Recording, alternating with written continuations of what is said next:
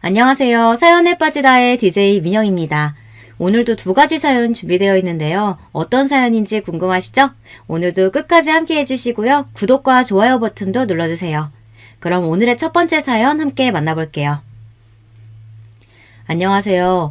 평소에도 사연 프로그램을 잘 보고 있는 60대 노모입니다. 서툴지만 오늘은 제 기구한 사연에 대해 이야기를 나누고 싶어 찾아왔어요. 어디 말할 곳도 없고 답답한 마음에 여기까지 찾아오게 되었네요. 저는 평범한 가정의 어머니로 아들 둘을 두고 있었습니다. 지금은 한 녀석은 떠나고 하나밖에 남지 않았죠. 이 모든 사건은 10년 전으로 거슬러 가는데요. 부족한 말솜씨지만 차분하게 이야기를 해보도록 하겠습니다. 여러분들은 세상을 등지고 싶었던 일이 있으셨나요? 저는 한 번도 그런 생각을 하지 못했지만 당시 있었던 며느리가 세상을 등지는 일이 생기면서 저도 죽음에 대해 깊이 생각을 해봤던 것 같아요. 죽음 안에 있었던 수많은 사건들과 충격적인 일들이 있었기에 저도 지금까지 잊지 못하고 살아가는 중이에요. 시작하기 전 저의 이야기를 먼저 해드릴게요. 예전에는 지금만큼이나 혼인율이 낮지 않았을 때였고 저 역시 일찍 시집을 가게 되어 어린 나이에 엄마가 되었는데요. 일찍 남편을 여의고 나서 아들들을 모두 혼자 키우려고 하니 어려운 점이 많았죠. 아들들을 키우면서 힘든 점들도 있었지만 무엇보다 아빠의 역할이 없다 보니 제가 그 역할까지 모두 하다 보니 벅찼던 부분들이 더 많았어요. 혼자 아이를 키우다 보니 주변에서 안쓰럽다며 도움을 주시는 분들도 있어서 다행히 그 시기를 버틸 수 있었던 것 같아요. 잘 커주는 아이들을 보니 저도 힘이 났던 것 같습니다. 반찬 하나 불평하지 않고 아들 둘이면 서로 치고받기도 하면서 싸우는데 그래도 서로 배려를 하는 모습을 보니 엄마로서 기분이 좋아지더라고요. 어느덧 성인이 되고 다들 올바르게 커서 밥벌이 정도는 하기 시작했습니다. 대학도 잘 가고 스스로 꿈을 찾아가는 아이들을 보면서 제 인생이 헛되지 않았다고 느꼈어요. 또 둘째 아들인 성현이가 만나는 사람이 있다면서 저에게 데려오더라고요. 3년을 교제했던 여자친구라고 하니까 궁금하기도 하고 한편으로는 벌써 장가를 간 나이가 되었나 싶을 정도로 뭉클함까지 같이 몰려왔습니다. 그래, 성현이 여자친구라고? 너무 예쁘구나. 밥은 입맛에 맞니? 네, 어머니 너무 맛있어요. 어머니도 듣던 대로 미인이세요. 엄마, 아들은 안 보여? 엄마 아들 칭찬도 좀 해주세요. 소원해주려고 그러네. 어머, 그랬니? 근데 어쩌냐. 내 눈에 너무 예쁘고 밥도 잘 먹고 어디서 이런 복덩이를 얻어왔어. 그래도 어머니가 마음에 드신다고 해서 좋네요. 마저 식사하시죠. 훈훈한 분위기 속에서 식사가 마무리되고 둘째가 데려온 며느리감은 현지라는 아이였어요. 참 선하게 생겼고 실제로 성품이 좋아서 제가 좋아했었죠. 며느리는 잘 얻었다는 생각이 들 정도로 저에게 잘하고 혼자 있는 저를 위해 같이 제사를 지내는 등 결혼 전부터 저를 살뜰히 살폈습니다. 어쩜 이런 아이가 있을까 싶을 정도로 저에게 잘해주었고 엄마 엄마 하며 친근하게 절 대하는 모습을 보니 더 마음에 들었던 것도 있었습니다. 평상시에 연락도 잘해주고요. 제가 말하지 않아도 스스로 저를 찾아주니 혼자 지냈던 저도 적적하지 않게 시간을 보낼 수 있었어요. 둘째인 성현이도 함께 도우니 가족이 늘어난다는 것이 이런 거구나 하는 것을 느꼈던 것 같아요. 이후 2년이 더 지난 시점에서는 결혼을 하겠다고 다시 저를 찾아와서 날짜를 잡을 수 있었는데요. 사부인 되실 분도 저희 성현이를 마음에 들어 하셨고 가족들이 다 같이 모여 상견례하는 자리에서 서로의 칭찬을 하기 바빴어요. 이때까지만 해도 성현이가 결혼을 잘했고 집 안에 행복만 넘칠 줄 알았습니다. 첫째가 아직 장가를 안 들긴 했지만 둘째부터 가는 게 문제가 되지 않는다고 해서 먼저 보내게 되었어요. 내심 첫째도 짝을 만나서 빨리 갔으면 하는 생각이었는데 그게 마음처럼 되는 일이 아니다 보니 자연스럽게 저도 강요는 하지 않게 되더라고요. 결혼 이후에는 둘째 부부가 저희 집 근처에 집을 얻게 되면서 자연스럽게 왕래도 많아지게 되었어요. 저도 무작정 찾아가진 않았고 시간이 될 때만 같이 저녁 식사를 하면서 지냈습니다. 오늘 저녁은 오리불고기다. 오늘은 첫째도 집에 올 테니까 둘째도 맞춰서 집으로 오거라. 오, 오늘 형도 와요? 요즘 바쁘다면서 통 안 보였는데 오랜만에 오네요. 그러게 한참 못 뵀는데 잘 됐다. 어머니, 제가 먼저 가서 할 건 없을까요? 아유, 몸만 와라. 어차피 내가 다 손질해뒀고 와서 구워서 먹기만 하면 돼. 알겠습니다, 어머니. 늦지 않게 갈게요. 평소와 같이 저녁을 준비하고 둘째와 첫째를 불러 식사를 즐겼는데 이후에도 여러 차례 첫째와 같이 보내는 시간이 늘어났어요. 모두 가까이 지내다 보니 이런 장점이 있더라고요. 사실 며느리와 사이가 이렇게 좋은 상태로 지내는 경우가 거의 없다고 하는데 선을 맞춰서 지내다 보니 저희는 남들이 봤을 때 모녀 관계라고 오해할 만큼 가깝게 지내면서 생활을 했습니다. 저희 집안에 조금씩 균열이 일어나게 되는 것은 그 이후에 생겼던 일로 인해 사이가 틀어지기 시작했는데요. 둘째 성현이로부터 이상한 얘기를 듣고 나서였어요. 엄마, 내 얘기 좀 들어봐. 얼마 전에 이상한 소리를 들었거든. 무슨 일인데? 갑자기 찾아와서 그게 무슨 생뚱맞은 소리야. 장난치는 게 아니고 요즘 첫째 형이랑 현지가 둘이서 만나는 것 같아. 어? 그게 무슨 소리냐? 둘이 왜 만나? 네가 잘못 들은 거 아니야? 아니야. 둘이 붙어서 걷는 걸 사진으로 찍어준 친구가 있는데 거의 연인 사이 같았다고. 그럴 리가 없을 텐데. 사진 좀 보여줘봐. 둘째가 보여준 사진을 보고 나서는 저도 모르게 어머나라고 말할 수밖에 없었는데요. 두 사람은 꼭 붙어서 마치 연인 같은 분위기가 느껴졌어요. 나이가 든 제가 봐도 두 사람은 사랑에 빠진 것 같았는데요. 설마 하는 마음에 첫째를 불러서 이야기를 해봤어요. 엄마, 이 밤중에 무슨 일이세요? 너 솔직하게 엄마한테 이야기해. 오늘 오후에 누구 만났니? 아, 저요? 그냥 쇼핑 좀 하고 쉬는 날이라 밖에 돌아다녔죠. 현지 만났어? 에? 현지를 제가 왜 만나요? 둘이 따로 만날 일도 없고 그냥 친구랑 같이 만나서 논 것밖에 없는데요. 첫째는 의아해하면서 본인이 만난 게 아니라고 이야기를 하더라고요. 둘째에게 말을 해주니 본인도 현지에게 물어봤을 때 친정에 가 있었다고 말했다고 하니 그때는 그냥 그 둘의 말을 믿고 넘어갔던 것 같아요. 그때라도 제대로 사이를 잡았다면 이런 사태가 생기진 않았을 것 같아서 아직도 마음이 좋지 않은데요. 여러분이라면 어떤 선택을 하셨을 것 같으세요?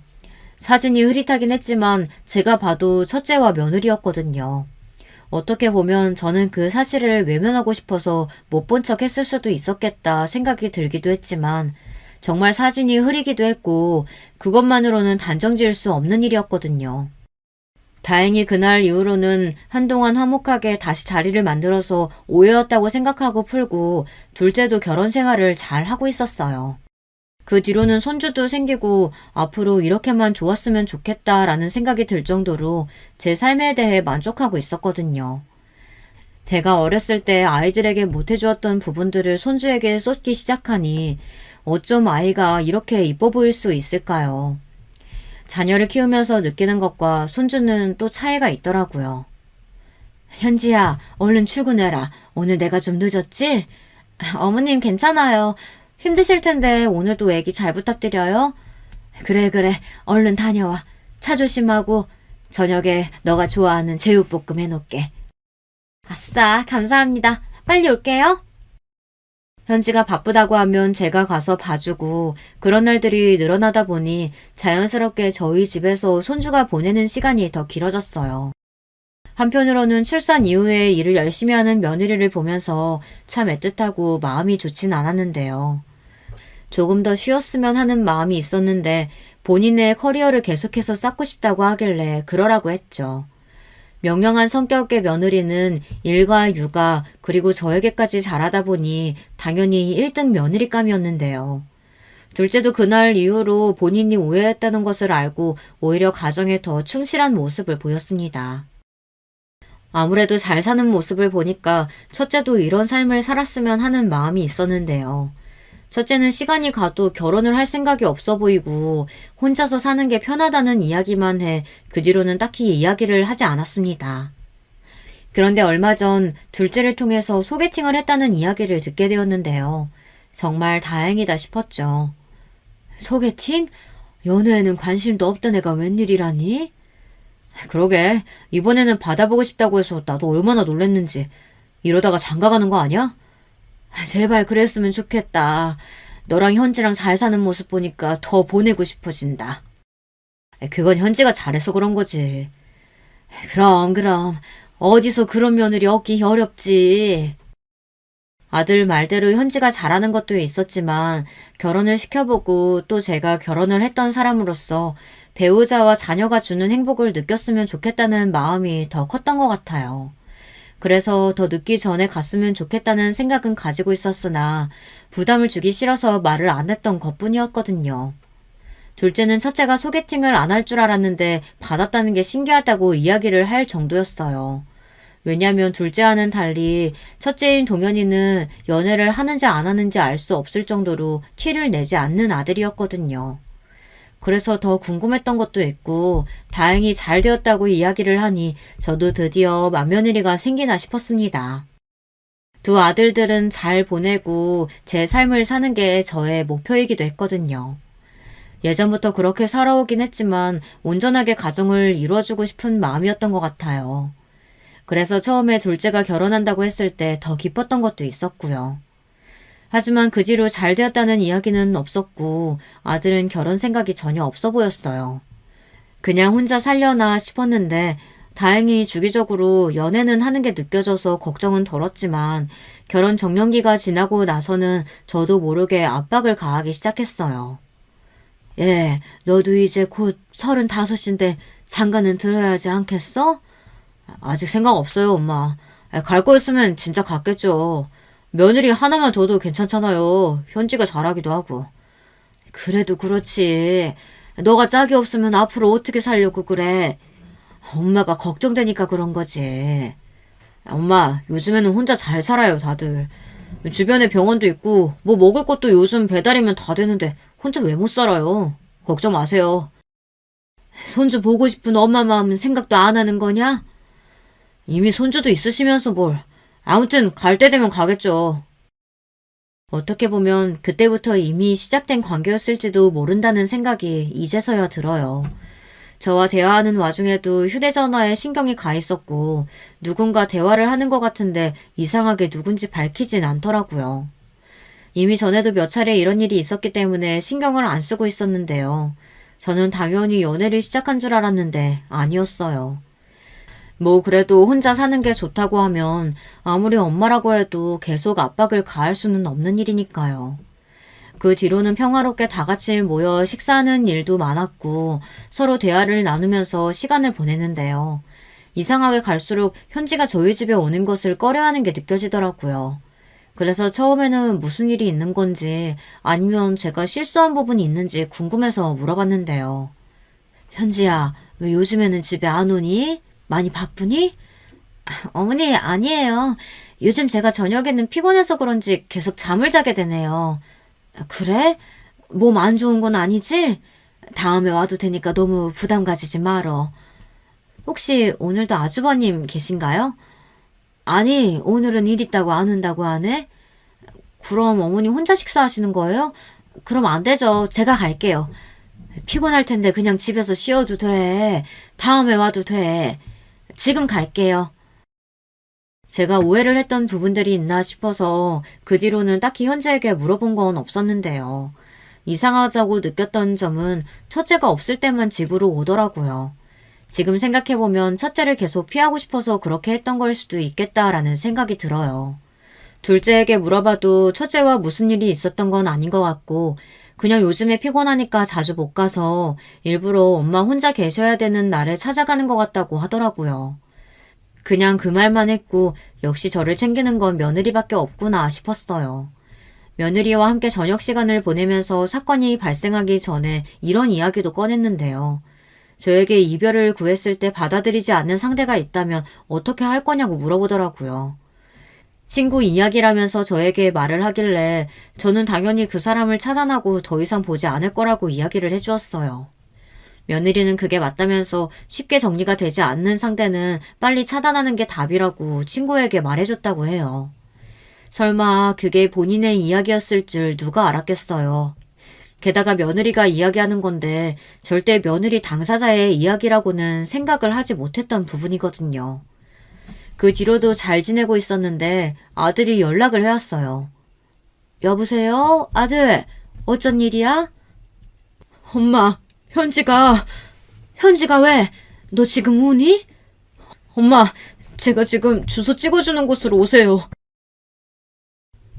둘째에게서 충격적인 연락을 받았던 내용이 명랑했던 며느리가 홀로 세상을 등진 일이었죠. 예상도 못했던 일이라서 불이 나게 병원으로 가게 되었는데 정말 제 며느리더군요. 하나뿐인 며느리가 세상을 등지다니 저희 집안에 이런 일이 생기게 될 줄은 정말 꿈에도 몰랐던 일이에요. 급한 대로 사부인에게도 연락을 드렸고 첫째도 와서 장례 절차를 같이 지낼 수 있었어요. 아직 아이도 어린데 세상을 등진 며느리가 도대체 어떠한 이유로 그랬는지 뭐가 문제였던 것인가 싶었어요. 혹시라도 제가 모르는 두 사람만의 고충이 있었던 건지 뭐든지 다 물음표였던 것 같아요. 이게 무슨 일이냐? 왜 갑자기 이런 선택을... 엄마, 저 이제 어떻게 살아야 하죠? 현지 없이 어떻게 살아요? 도대체 그동안 무슨 일이 있었던 거야? 싸웠어? 아니면 집안에 일이라도 있었던 거니? 왜 며느리가 그런 선택을... 사부인, 어떻게 이런 일이... 이제 어쩌나요? 우리 현지 불쌍해서 어떡해요? 상심이 크시죠? 어떻게 위로를 더해야 할지... 이전에 어떤 일이 있었는지도 모르고 참 답답하네요. 꿈인 것 같아요. 이게 다 무슨 일인지. 현지와 제 사이에는 따로 큰 문제가 있었던 건 아니에요. 오히려 서로 잘 지냈고 평소와 같이 퇴근해서 왔는데 그렇게... 장례식장의 분위기는 말로 할 수 없을 정도로 어두웠고 가족들이 모여 도대체 이게 무슨 일이냐며 모두가 슬퍼했어요. 아들은 마지막 말을 잊지 못하고 슬픔에 담긴 눈으로 저를 바라봤어요.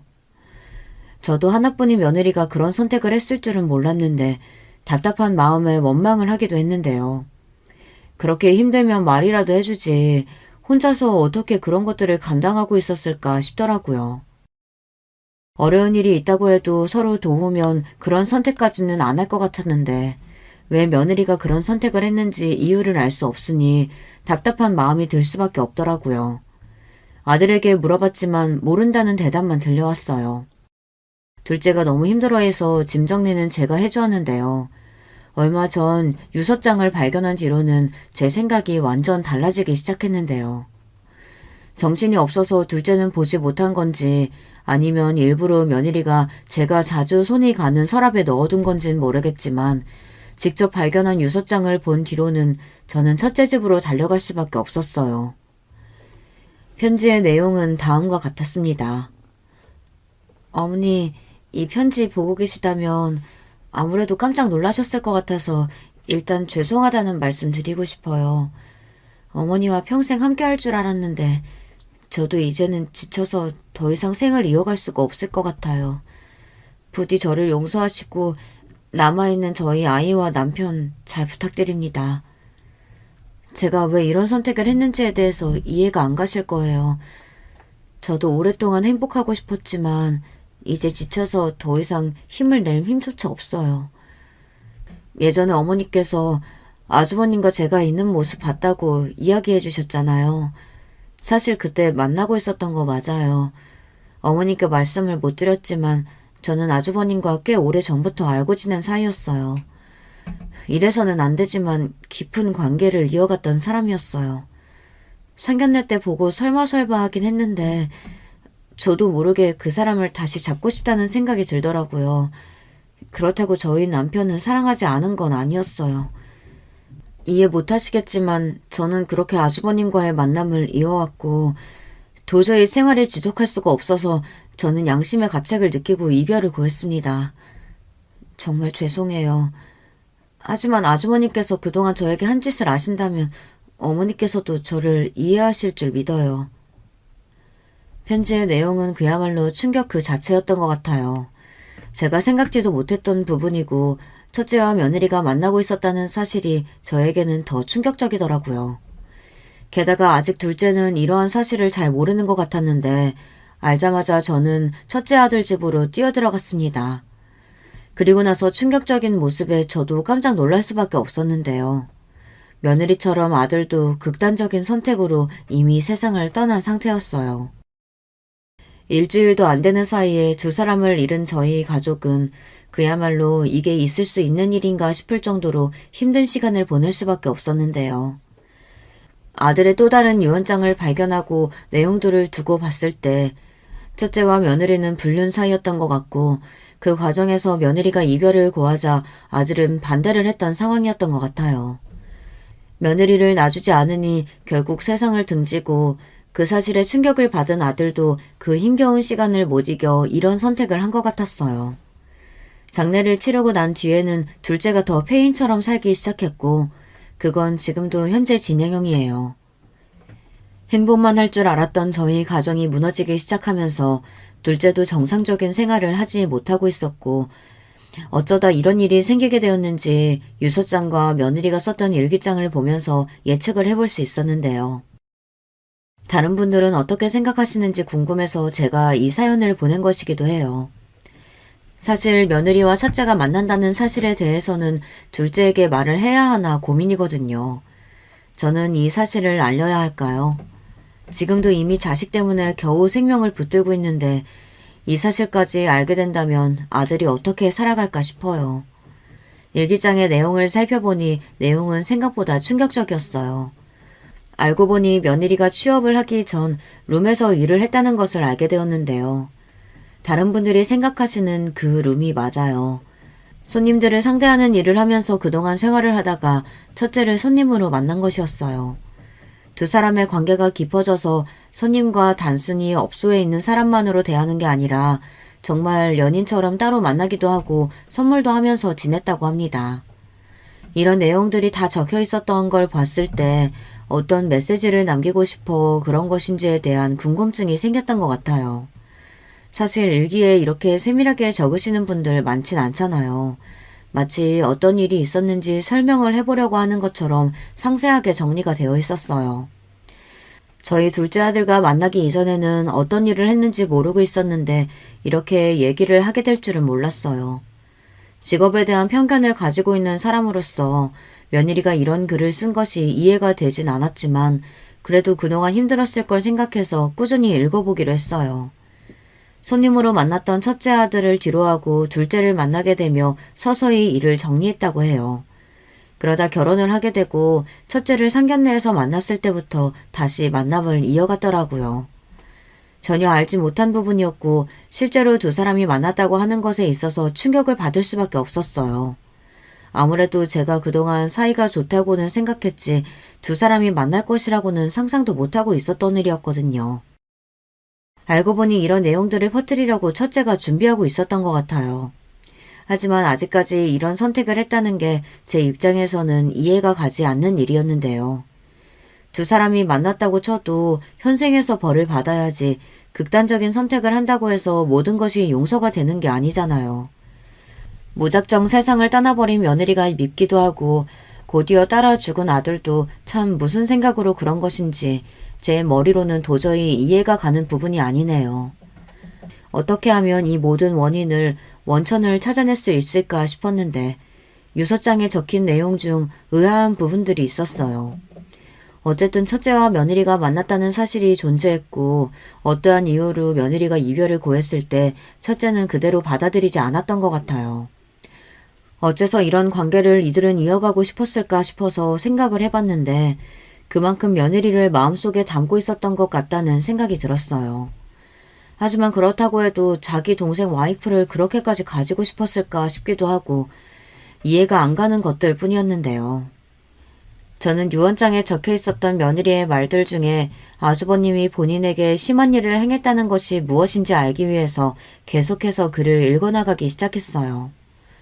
알고 보니 제 아들이 이 약점을 잡기 위해 그동안 만났던 사진들이나 연락했던 부분들에 대해 자료들을 다 가지고 있는 것 같더라고요.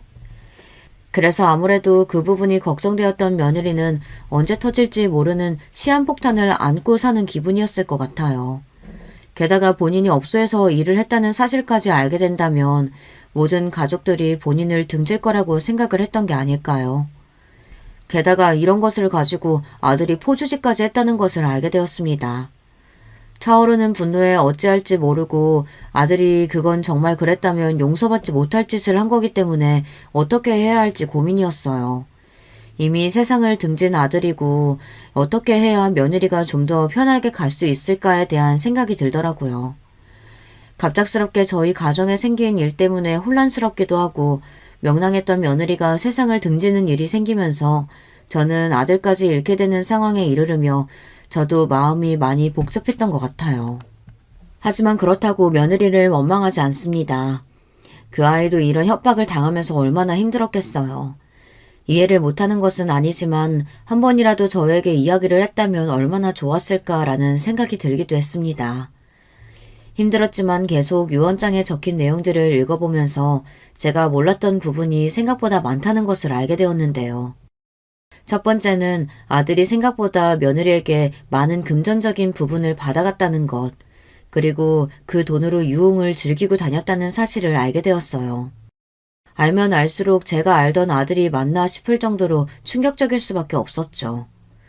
유흥을 즐긴다는 것을 알지도 못하고 있었는데 거기에 돈까지 많이 쓰고 며느리를 괴롭혔다는 사실을 외면하고 싶었어요. 하지만 이런 사실들을 알게 된 이상 그냥 이대로 넘어가기에는 제가 사부인께도 너무 죄송하기도 했습니다. 제가 이 사실을 안 지 얼마 지나지 않아 저희 집으로 사부인이 찾아오셨어요. 그래서 올 게 왔구나 싶어서 저는 당연히 그 유서에 대해 내용을 알고 오신 줄 알았어요. 본인의 딸아이가 아주버님으로 인해서 많이 힘든 시간을 보내서 세상을 등지는 일이 생겼으니 어느 부모가 용서할 수 있겠어요. 어떠한 말이든 다 받아들일 생각으로 저는 무슨 일로 찾아오셨냐고 이야기를 했는데 그때 충격적인 사실을 접하게 되었습니다. 사부인도 얼마 전 딸아이가 보냈던 편지가 도착해서 장례식 이후에 받은 편지가 오히려 반갑게 느껴졌다고 해요. 사실 요즘에는 스마트폰으로 쓰다 보니 손편지를 쓰는 일이 거의 없잖아요. 근데 딸아이가 손편지를 보내온 사실을 알게 되었고 그 내용은 그야말로 처참했다고 해요. 그래서 저도 유언장을 발견하고 많이 놀랬다고 이야기를 하며 아들을 잘못 키운 제 잘못이라고 이야기를 했죠. 알고 보니 사부인께 전한 내용은 첫째가 아닌 둘째에 대한 이야기였어요. 제가 알고 있었던 사실과는 달리 둘째와 첫째가 모두 작당해서 며느리에게 그런 것이더라고요. 이 충격적인 사실에 휩싸인 저는 이 사실을 부정하고 싶었어요. 그렇게 슬퍼하던 둘째도 결국에는 첫째와 같이 작당해서 며느리를 괴롭힌 것이더라고요.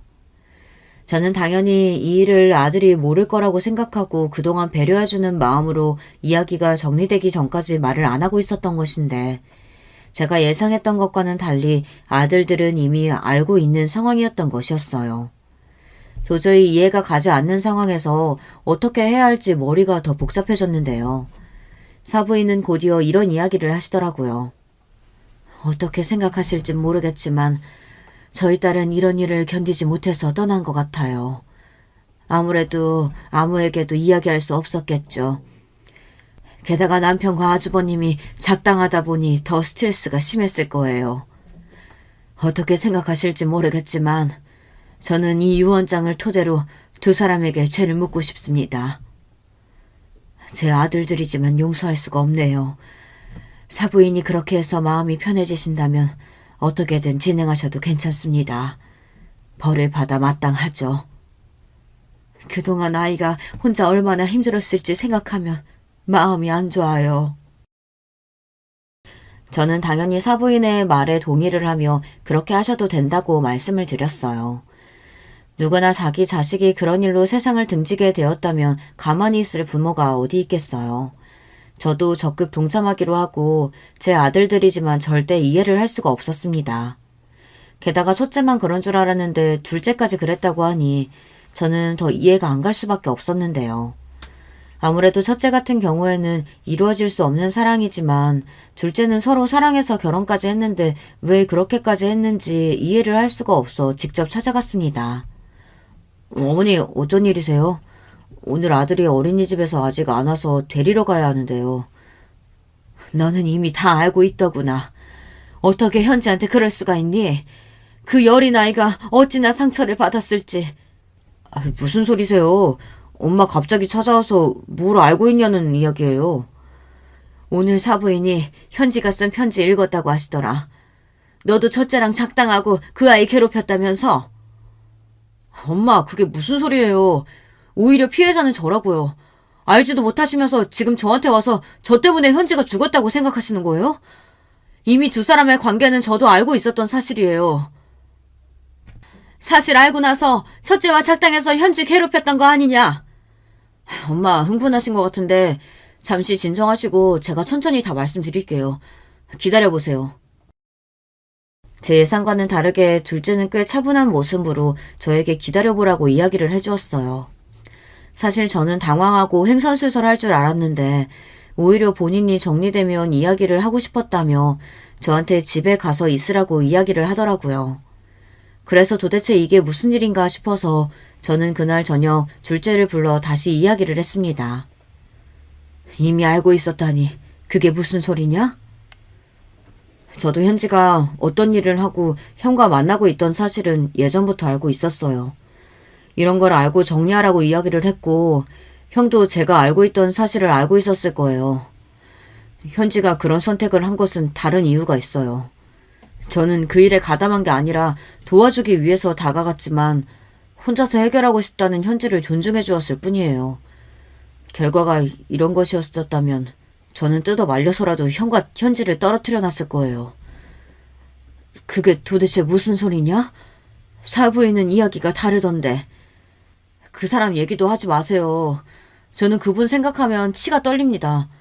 본인의 딸이 죽었는데 어떻게 그렇게 할 수가 있을지. 무슨 소리야. 내가 오늘 만나고 왔는데 유서를 토대로 너희를 처벌할 거라고 이야기를 하시던데. 아니요. 아마 그렇게 못할 거예요. 그 사건 안에는 장모님도 포함되어 있거든요. 아들의 이야기를 들을수록 더 머릿속이 복잡해질 수밖에 없었어요. 어떻게 정리를 해야 할지 모르겠는데 아들이 이런 이야기를 해주더라고요. 현지가 업소에서 일했던 건 맞고 그리고 형도 그 뒤에 만났던 건 저도 알고 있었던 사실이에요. 그리고 그건 상견례 이후 얘기를 했는데 본인은 형과 결혼은 하고 싶다는 듯 이야기를 해서 저는 그대로 충격 먹고 헤어지려고 했지만 얼마 지나지 않아 저에게 다시 연락이 왔어요. 본인이 잘 정리하겠다면서 말을 했고요. 저는 그 말만 믿고 기다렸어요. 첫째와 결혼을 하고 싶었다고? 왜? 형이 저보다 더 돈도 잘 벌고 그리고 만났던 기간이 있다 보니 자연스럽게 두 사람은 다시 끌렸던 것 같아요. 정리한다는 말을 믿고 기다렸고 그 뒤에 두 사람이 만나는 모습을 봤을 때 어머니께 찾아갔었죠. 그 이후에도 저는 계속해서 두 사람의 관계를 의심하고 계속 이상하다는 생각을 하고 있었는데 그 중심에 장모님이 계시더라고요. 그 사이에 사부인이 했던 일이라도 있었던 거냐? 친정에 갔다는 말을 믿었지만 그 시간마다 형을 만나고 있었고 무엇보다 장모님도 저에게 현지 일을 알고 난 뒤에 미안하다고 사과를 하셨어요. 두 사람의 관계는 본인이 정리할 수 있도록 도움을 주겠다고 말이죠. 하지만 제가 알기로는 첫째 형이 장모님께도 고가의 명품백을 선물하거나 용돈을 드리는 등 두 사람의 뒤를 봐주고 있었다는 걸 알게 되었어요. 또 제 아들이 형의 아들이라는 것도 알게 되었죠. 제가 듣기에는 이 두 사람의 관계에 사부인이 껴있다는 사실이 있었고 이 모든 걸 알고 있었지만 아들은 며느리를 기다렸던 것이었어요. 그러다가 첫째가 이별을 받아들이지 않으니 며느리는 이 사실이 모두 알려질까봐 스스로 세상을 등진 것 같더라고요. 또 아들이 첫째의 피를 이어갔다는 걸 알게 된 후로는 더 혼란스러웠을 거예요.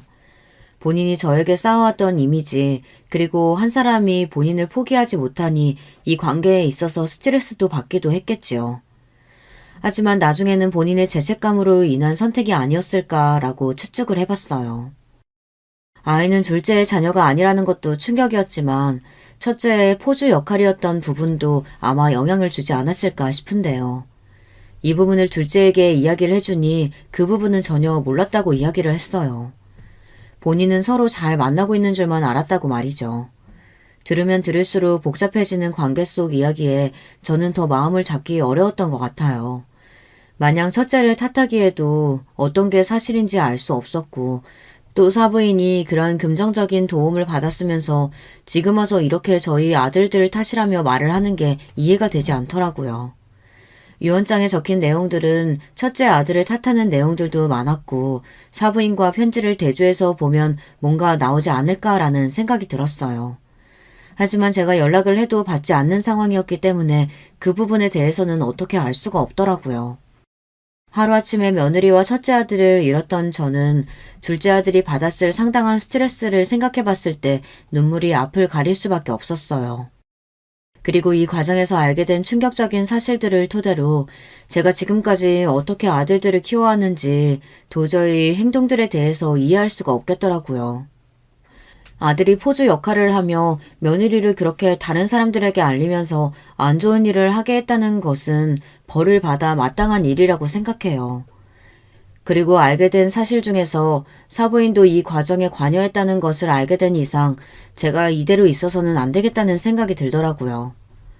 아들이 이야기하길 지금 현지의 극단적인 선택이 형뿐만이 아니라 본인의 엄마에게도 이유가 있을 거라고 말을 하니 더 혼란스러울 수밖에 없었던 것 같아요. 지금 가서 따져봤자 오리발을 내밀기밖에 안 할 것 같았고 둘째 아들은 현지 핸드폰을 뒤져보기로 했습니다.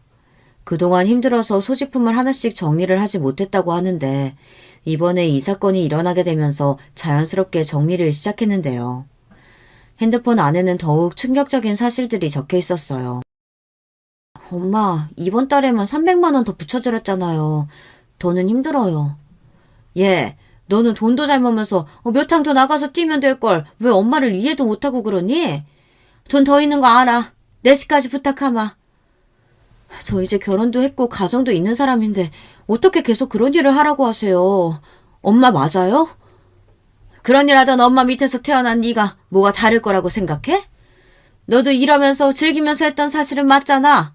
싫었으면 그대로 도망을 갔어야지. 제가 뭐 일이 하고 싶어서 했겠어요? 엄마가 억지로 집어넣은 거잖아요. 도저히 못 참겠어요. 이제 저는 이 일 하지도 않을 거고 이 사실 어머니께 말할 거예요. 휴대전화를 보니 지속적으로 돈을 요구해왔던 사실들과 업소에서 일하는 것을 이미 알고 있었던 사부인이 그것을 약점으로 잡은 것 같았어요. 당신도 우리 엄마랑 다를 게 뭐야, 똑같지.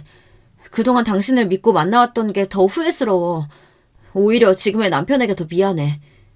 알잖아, 나도 이러고 싶진 않았어. 하지만 지금 상황인 만큼 우리가 지금 저쪽을 건드려봤자 도움되는 건 없는 거야. 너도 알잖아. 조금만 더 참자. 도대체 내가 얼마나 더 참아야 하는 건데? 나도 더 이상 못 참아. 다 터뜨리겠어.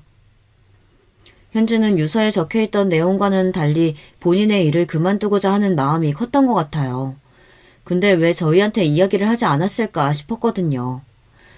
이야기를 했다면 이렇게까지 일이 되진 않았을 것 같아서 더 힘들었는데 유서가 조금 이상하다는 걸 그때 알게 되었어요. 물론 사실이 있는 부분들도 있었지만 그 내용 안에 사부인에 대한 이야기는 전혀 없었고 저희 아들에 대한 말만 있었거든요. 분명 다른 것을 퍼뜨리고 싶었다면 모든 것을 그대로 밝힐 만한 내용들을 적었을 텐데 이상하게 사부인에 대한 내용만 없었어요.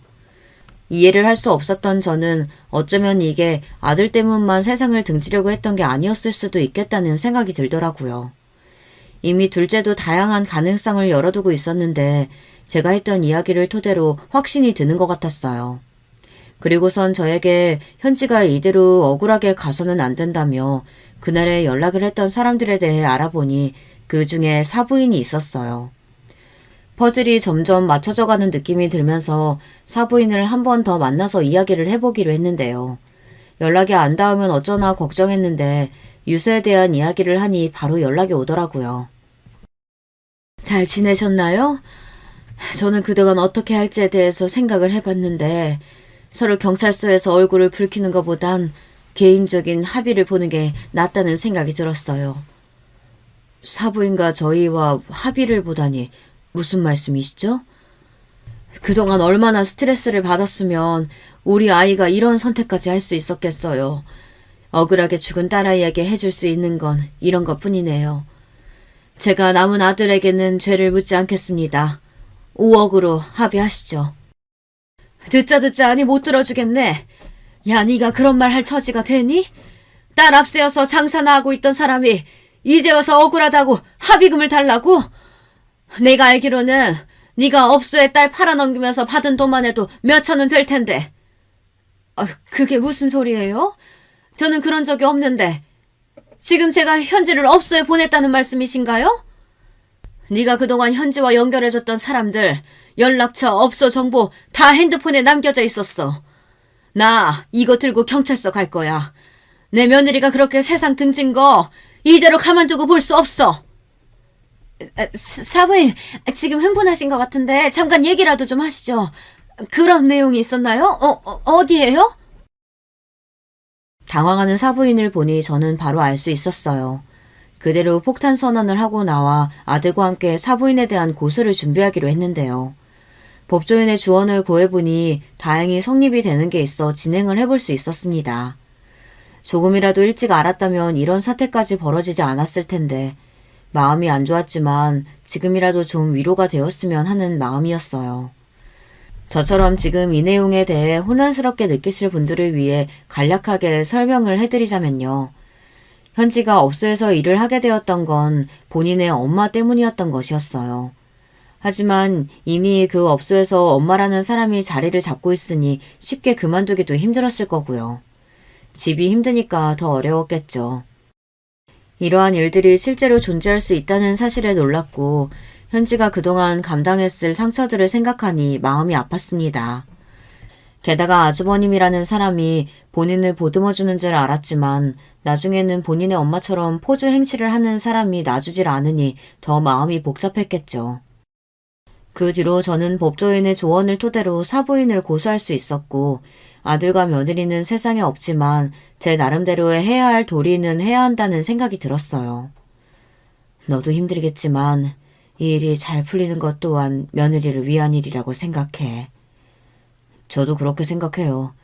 엄마, 이렇게까지 일이 커질 줄은 몰랐는데 현지는 혼자서 얼마나 마음고생을 했을까요?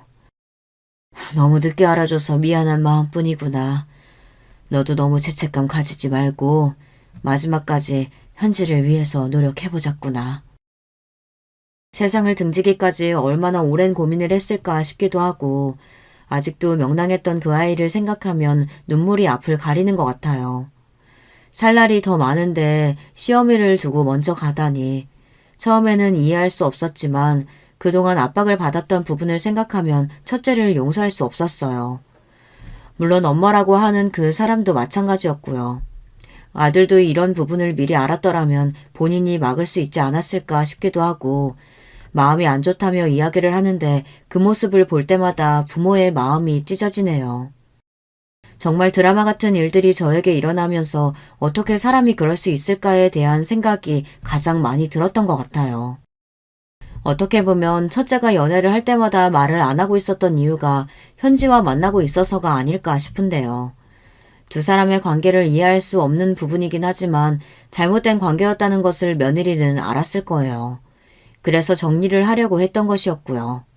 또 그 과정에서 본인을 놔주지 않으니 혼자서 갈팡질팡했을 것 같아요.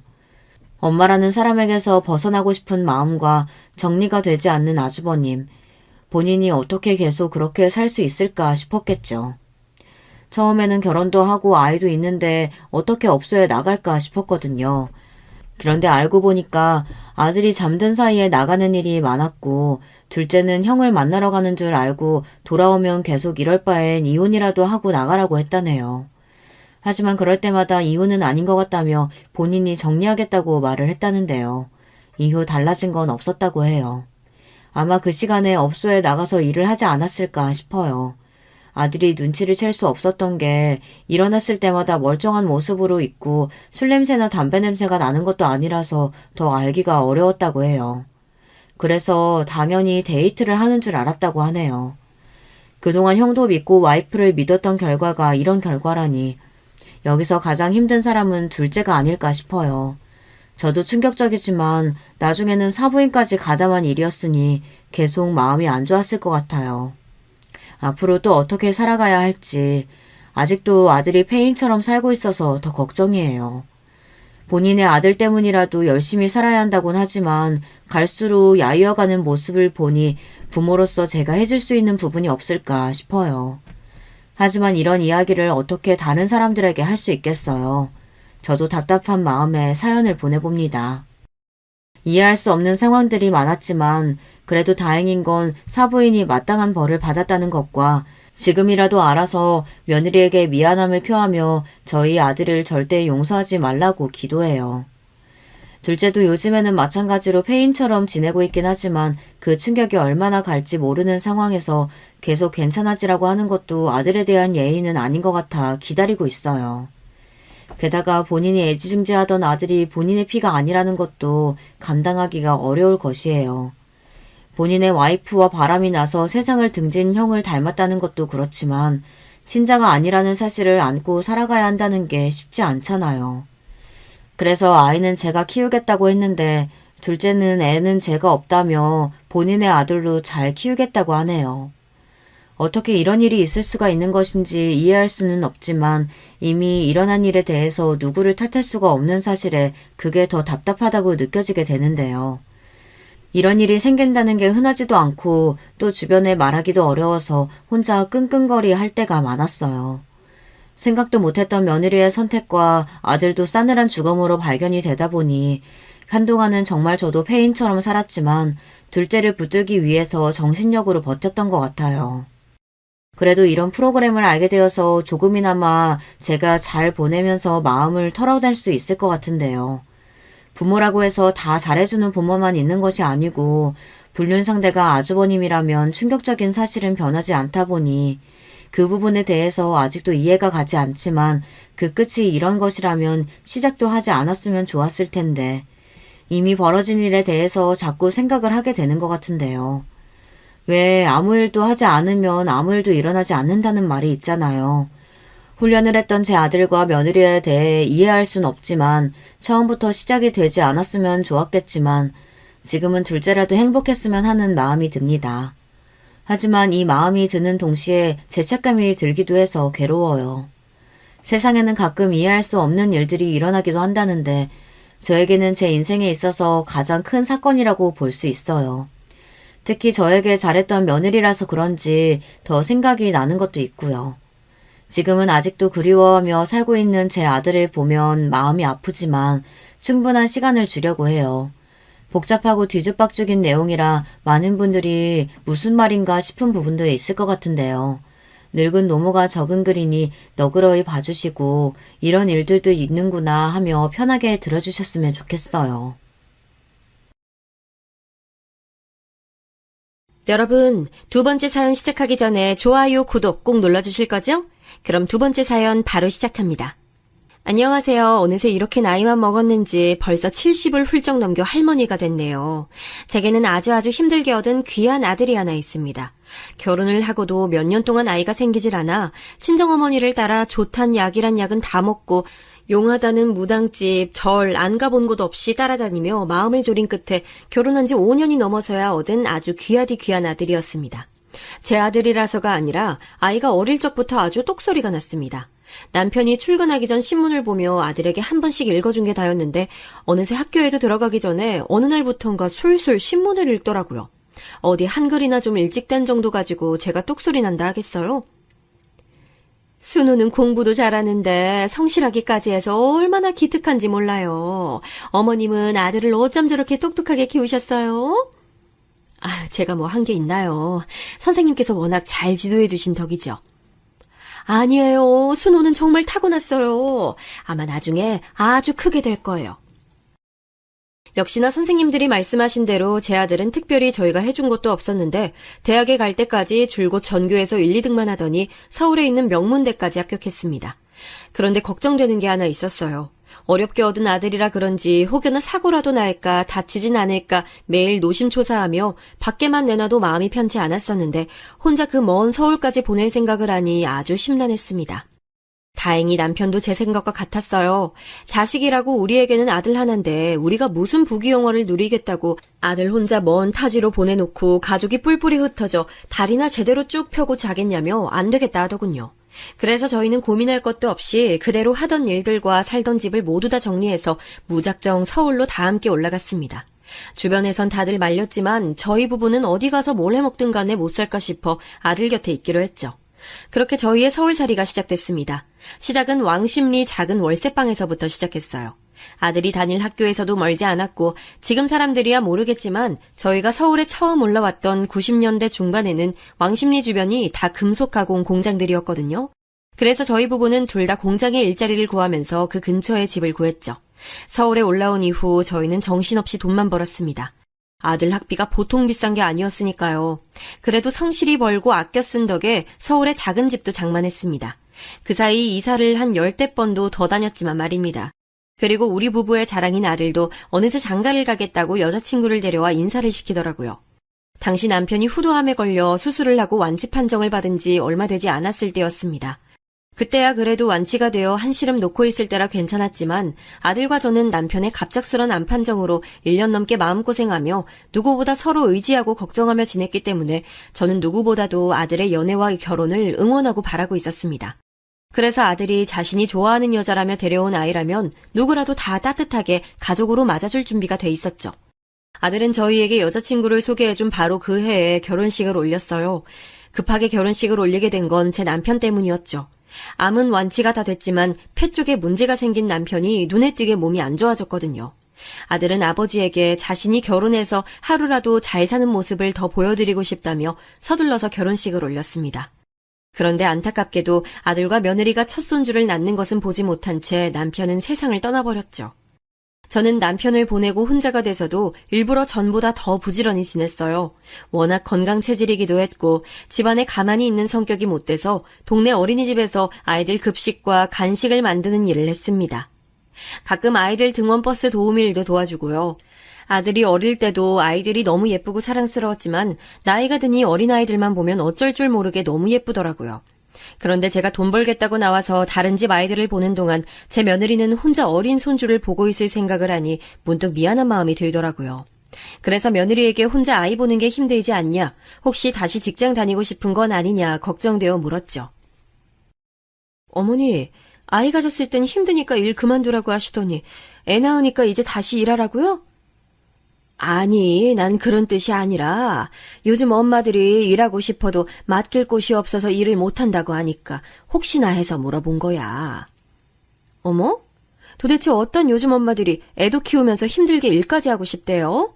애 엄마들은 몸이 2개래요? 아니, 너는 아무리 피곤해도 그렇지 시어머니가 하는 말에 뭘 그렇게 예민하게 받아들이니? 애기 보러 오신 거면 그냥 애기만 보고 가세요. 잔소리 좀 그만하시고요.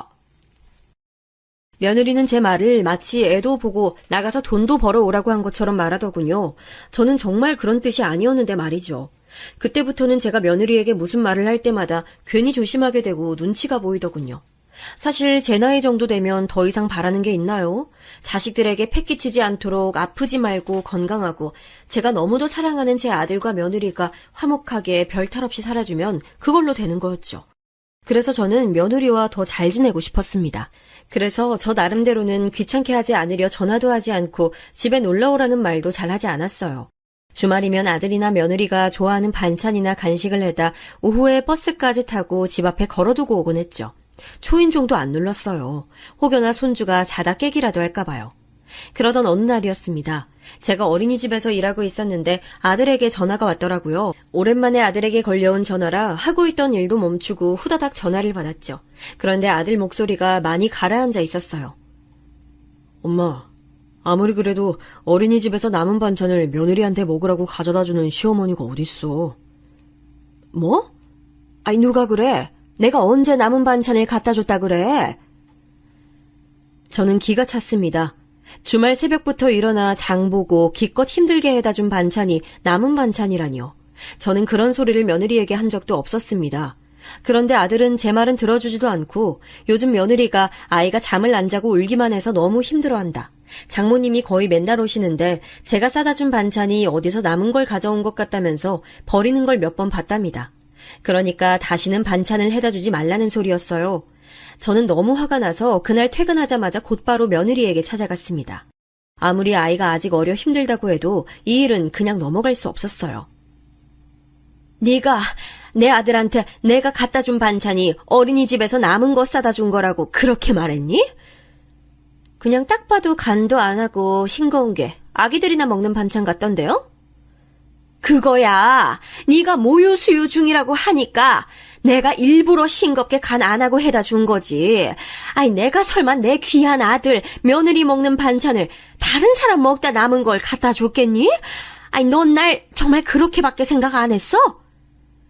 그러니까 왜 해달라고도 한 적 없는 반찬을 몰래 문 앞에 두고 가시는데요? 아이 나야. 시어머니가 자꾸 집에 오면 네가 불편해할 것 같으니까 반찬만이라도 해서 두고 가는 거지.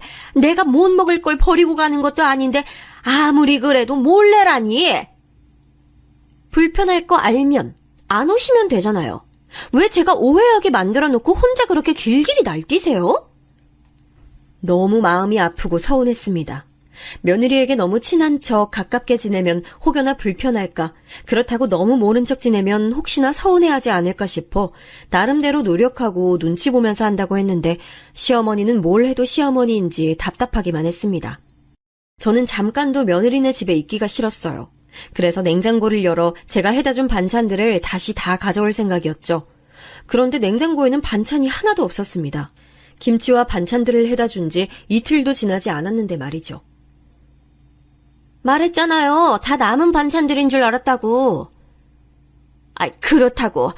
나이 든 노인네가 주말에 쉬지도 않고 갖다 준 반찬을 그냥 통째로 다 버린다는 게 말이 돼? 어머님은 자꾸 어머님 반찬이 맛있다고 하시는데 사실 저는 입맛에 안 맞아요. 요즘 세상에 먹을 게 얼마나 많은데 아직도 콩자반이니 멸치볶음이니 저 그런 거 안 먹어요. 세상에 이런 며느리가 어디 있답니까? 반찬도 반찬이지만 그 반찬을 버리면서 얼마나 제욕을 해댔을지 생각하니 머리가 다 지끈거리고 화딱지가 나서 참을 수가 없었습니다. 며느리와 싸운 이후 별 생각이 다 들었어요. 아들 하나 보고 이 먼 서울까지 올라와 아는 사람이라고는 없이 어색한 이 도시 속에서 산 지도 언 20년이 다 돼가는데도 아직도 제게는 이곳은 낯설고 불편한 도시였습니다. 앞으로 더 늙은 일만 남았는데 여기 있어봐야 아들에게 더 짐만 될 것 같았어요. 그래서 쉬는 날마다 20년 전에 살았던 고향 동네에 내려가 제가 혼자 살만한 집들이 있나 알아보러 다녔습니다. 어차피 서울집은 혼자 살기 넓기도 했고 서울 집값이 훨씬 더 비싸니 그 집만 팔아도 이 동네에서는 작은 땅 사서 소일거리로 농사도 조금씩 지을 수 있을 것 같았죠. 그리고 무엇보다 오랜만에 고향 사람들을 만나니 저도 적적하지 않고 좋더라고요. 그런데 웬일로 아들에게 연락이 왔습니다. 제게 할 말이 있어서 집에 왔는데 제가 없으니 연락을 한 것 같더군요. 그래서 저는 제 생각을 아들에게 얘기했어요. 조만간 서울집을 정리해 고향에 내려와서 살까 싶다고요. 그랬더니 아들이 갑자기 노발대발했습니다. 엄마 무슨 소리야. 가족이라고는 우리 셋뿐인데 혼자 어딜 내려가서 살아요? 저는 내심 좋았습니다. 제가 고향에 내려가든 서울에 있든 아들은 아무런 관심 없는 줄 알았는데 그래도 어미가 혼자 시골에 내려와 사는 건 싫은가 보다 싶었죠. 그런데 제 생각과는 달리 이유가 따로 있었습니다. 아들이 직장에 잘 다니고 있는 줄 알았더니 뜬금없이 갑자기 사표를 냈다더군요. 갑자기 사업을 하겠다면서요. 저는 이게 도대체 무슨 일인가 싶어 그날 저녁 바로 서울로 올라왔습니다.